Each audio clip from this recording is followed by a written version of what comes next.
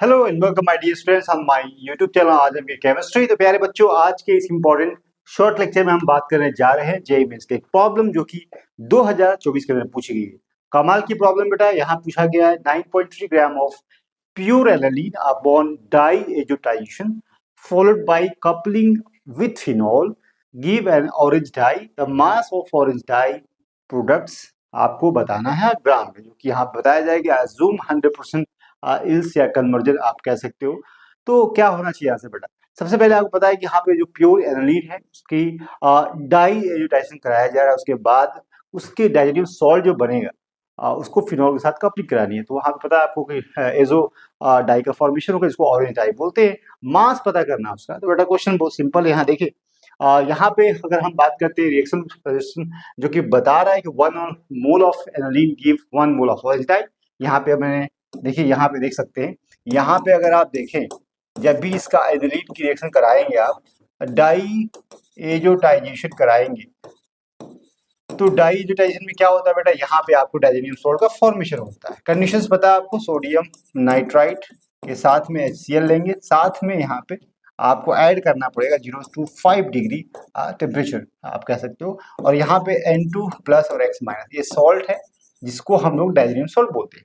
और इस प्रोसेस को डाई एजुटेशन बोलते हैं। यहाँ पे बेटा जो कहा गया है कि अब इसके साथ रिएक्शन करानी है किसकी, यहाँ पे फिनोल की रिएक्शन करानी है। तो फिनोल बेटा क्या होता है, जब भी इसका रिएक्ट करता है तो पैरा पोजीशन से यहाँ पे जो कि कपलिंग होती है और कार्बन और नाइट्रोजन का बीच में बॉन्ड का फॉर्मेशन होता है। यहाँ पे आपको पता है, यहाँ पे इलेक्ट्रोफिलिक एरोमेटिक सब्स्टिट्यूशन होता है, इलेक्ट्रोफिलिक एरोमेटिक सब्स्टिट्यूशन रिएक्शन होगा, दैट इज कपलिंग रिएक्शंस। और यहाँ पैरा पोजीशन होगा, तो यहाँ प्रोडक्ट जो बनेगा बेटा क्या बनेगा, यहाँ पे अगर रिएक्शन के बारे में देखना चाहें तो आप देख सकते हैं इस तरह से मैकेनिज्म होती है। यहाँ पे N है, प्लस है, और यहाँ पे इस तरह से। जब भी यहाँ पे देखें ध्यान से, तो जो पैरा पोजीशन पे आपको OH है यहाँ पे, ये इस तरह यहाँ जाएगा, ठीक है। डबल बॉन्ड यहाँ पे था, ठीक है। तो ये बेटा क्या होगा, इस तरह से अगर है पोजीशन, तो ये बॉन्ड शिफ्ट होकर यहाँ चला जाएगा और ये यहाँ पे अटैक करेगा, ये बॉन्ड टूट के यहाँ आएगा।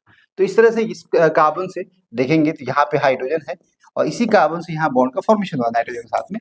तो यहाँ पे जब कपलिंग रिएक्शन होगी तो क्या बनेगा बेटा, नाइट्रोजन डबल बॉन्ड नाइट्रोजन, साथ में यहाँ पे आपको पता है कि यहाँ पे हाइड्रोजन प्रेजेंट है और यहाँ पे डबल बॉन्ड और यहाँ डबल बॉन्ड। बाद में पता है रिएक्शन यहाँ से H+ निकलेगा इस तरह से, और बाद में ये एरोमेटिक इस तरह से आप कह सकते हो, हाइड्रोजन शिफ्ट होकर यहाँ चला जाएगा या यहाँ पे एरोमेटिक एरोमेटाइज हो जाएगा और यहाँ पे डाई का फॉर्मेशन होगा और प्रोडक्ट बेटा ये बनेगा N डबल बॉन्ड N और साथ में यहाँ पे, ठीक है। और ये बता आपको बन जाएगा डाई यहाँ पे जो कि ये ऑरेंज डाई, ऑरेंज डाई, इसको एजो डाई बोल सकते हैं। एजो डाई क्यों, क्योंकि यहाँ पे एजो यहाँ पे ग्रुप प्रेजेंट है।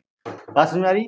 अब यहाँ पे कपलिंग रिएक्शन हो रही है। सबसे पहले कहा गया यहाँ पे डाई एजुटाइजेशन होगा डाइल्यूट का, उसके बाद जो सॉल्ट का फॉर्मेशन हो रहा है उसकी रिएक्शन यहाँ पे कराना है फिनोल के साथ। तो देखिए यहाँ पे जब भी यहाँ 1 मोल है, यहाँ भी अगर देखें तो दोनों जगह यहाँ भी 1 मोल है और ये यहाँ भी 1 मोल है, और जब भी 1 मोल रिएक्ट करेगा तो बेटा यहाँ पे क्या बनेगा, यहाँ पे 1 मोल जो कि डाइजेनियम सॉल्ट बनेगा। ये कितना बनेगा, ये भी आपको 1 मोल ही बनने वाला है। ये भी कितना बनेगा, 1 मोल। तो यहाँ पे अगर आपसे पूछा जाए कितना ग्राम बनाए, तो सबसे पहले यहाँ पे क्या करना पड़ेगा आपको, यहाँ जो स्टार्टिंग मटेरियल है, यहाँ पे देखिए क्वेश्चन में क्या दिया हुआ है।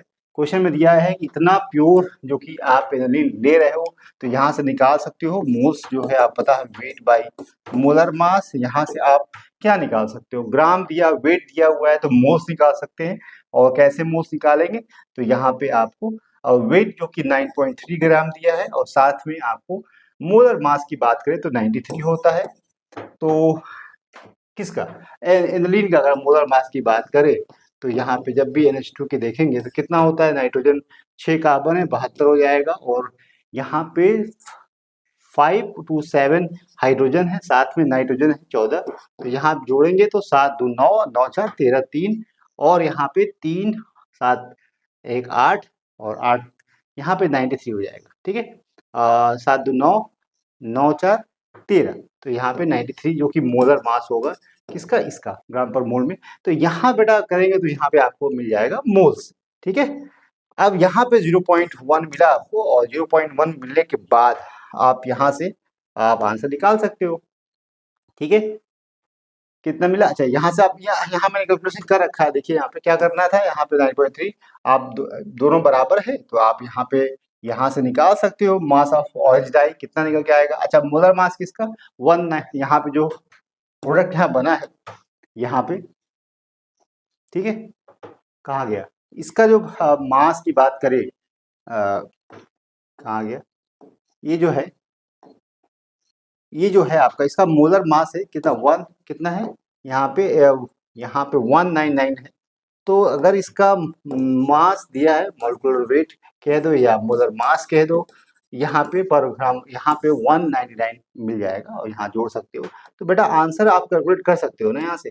देखो अब यहाँ पे दिया हुआ है और यहाँ से आपको निकालना है ये वाला पार्ट, तो यहाँ से मास ऑफ ऑरेंज डाई आप निकाल सकते हो, 19.9 होगा, जो कि आपका आंसर होगा।